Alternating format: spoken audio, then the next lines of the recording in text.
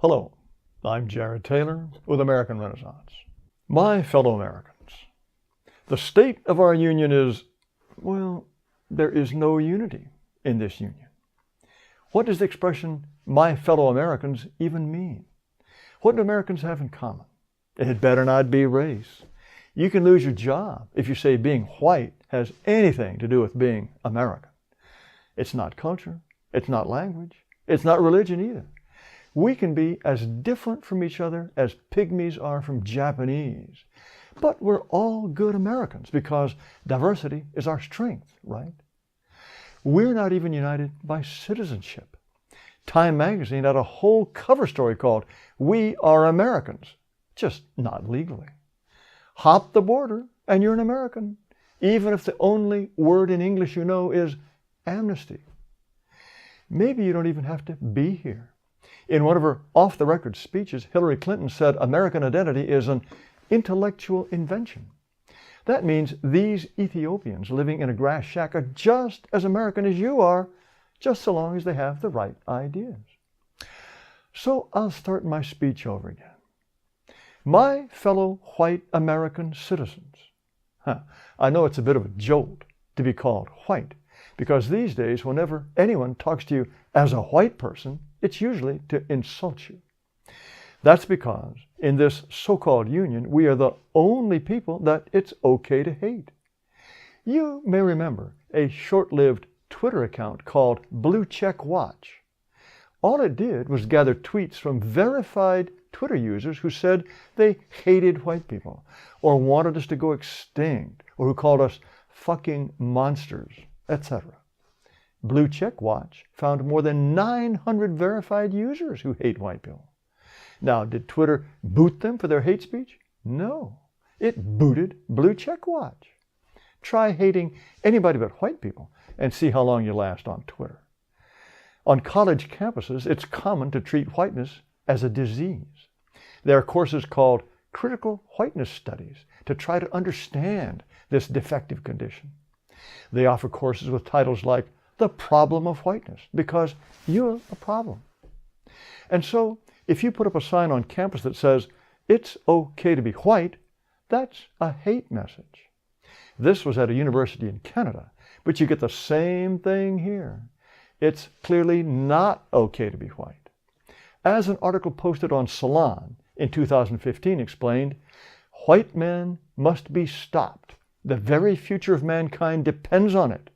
That's because for 500 years they've exploited their fellow man and plundered the planet.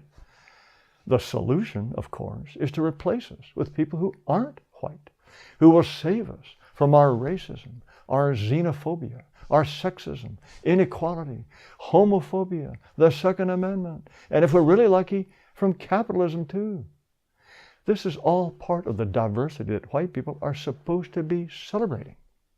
We were nearly 90% of the country in 1965, but we're likely to become a minority in just 23 years and then keep dwindling forever. We're supposed to be thrilled at the idea of being outnumbered and ruled over by people who openly hate us. Stacey Abrams just gave the Democratic response to President Trump's speech. We got the standard stuff about education, gun control, labor unions, but she also said, America is made stronger by the presence of immigrants, not walls. And she asked Donald Trump to respect the extraordinary diversity that defines America. You know why she said that? Last year, she barely lost an election for governor of Georgia. At the time, she said the key to Democratic victories is to turn out black voters and brown voters. She pointed out that the number of whites in Georgia is plummeting. Our demographic changes are dramatic, she says, and therefore, and I quote, "This means you don't need to spend as much time or money on persuasion." She's saying you don't have to bother persuading those useless, dwindling white people. And she says this is the future of America. Well, how do you like the present? Despite media hysteria about the supposed white threat to black bodies, Department of Justice statistics show that blacks are 27 times more likely to commit violence against a white person than the other way around. Hispanics are 8 times more likely. American soldiers are sent to fight and die in wars that have nothing to do with protecting our country. Certainly not from the immigrant invasion that is reducing us to a minority. Congress refuses to pay for border defenses. Instead, the Democrats invited illegal immigrants to be their guests. 4 of them did this. Guests at the State of the Union address. 4 lawmakers, no less, were honoring people who broke the law, treating them like heroes for breaking into our country. And you've heard about the opioid crisis, about what are called deaths of despair. Did you know that whites are the group most likely to die of a drug overdose? 50% more likely than blacks. 167% more likely than Hispanics.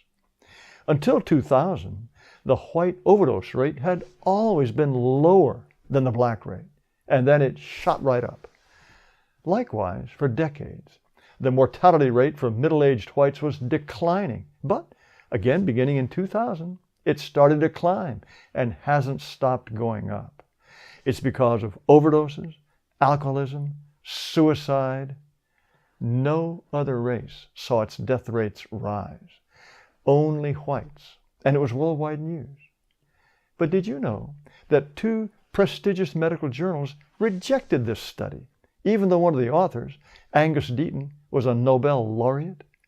It seems they just weren't interested in a sudden die-off of white people. Well, why are white people dying? Could it have something to do with changes over the last 10 or 15 years? With it being okay for people to hate us? Or with being told that whites have to be stopped to save the planet? Or knowing that it's hate speech to say it's okay to be white? Remember, these are called deaths of despair. Many of us already live like a conquered people, living in fear. Fear of crime, fear of being called a racist, fear of losing jobs and friends because you might say the wrong words. Well, wait a minute, that can't be right. All white people benefit from countless unfair advantages because we all have white privilege, right? Right. The privilege of being the only group whom it's okay to hate.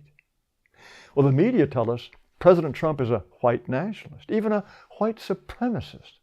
That's the last thing he is.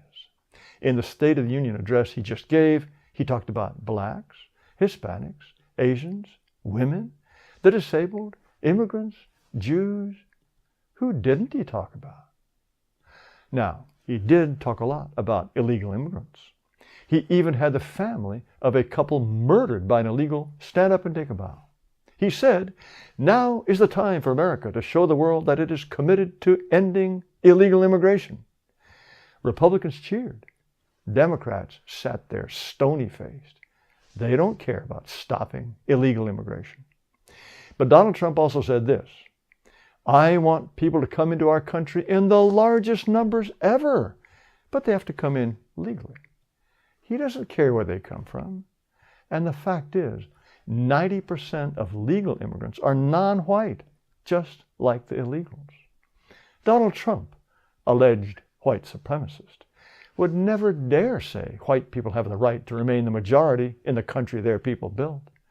I don't think he would even dare think it.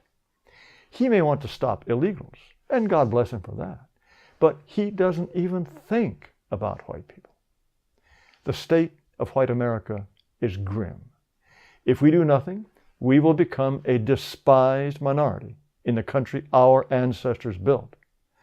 And yet tonight, I bring a message of hope.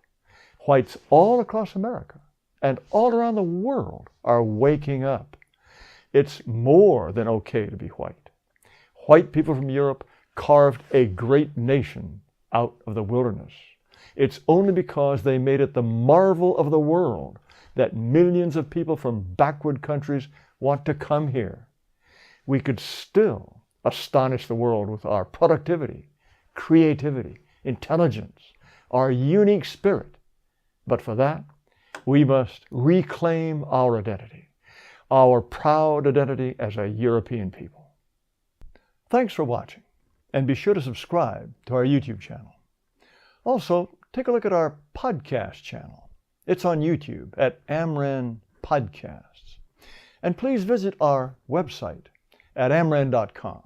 That's AMREN.com.